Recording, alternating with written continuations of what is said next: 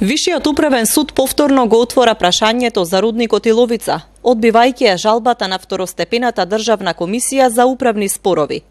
Ова значи дека се поништува одлуката на државата за раскинување на договорот за експлоатација на концесионерот на Иловица Euromax Resources. Со тоа останува на сила одлуката на управниот суд од март годинава со која се наложува најпрво да се реши спојувањето на двете концесии, па дури потоа да се одлучува за раскинување на договорот за експлоатација.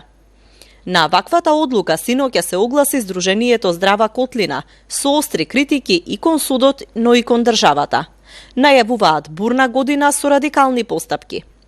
Од сето наведено излегува дека не можеме да бидеме сигурни и заштитени освен ако самите не се избориме за тоа на терен.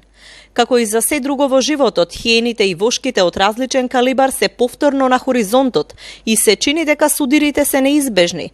Затоа и ние почнуваме со планирање и подготовки за масовни активности во текот на цела 2021 година. Се вели на официјалниот профил на ова граѓанско движење. Од Министерството за економија велат дека не можат да дадат став за одлуката бидејќи таа е испратена до второстепената комисија, чија жалба е одбиена и затоа немаат увид во документацијата. За сега нема коментар ниту од второстепената комисија, ниту од концесионерот Euromax, кој што последниве месеци е активен со промотивни кампањи за бенефитите од рудникот на социјалните мрежи.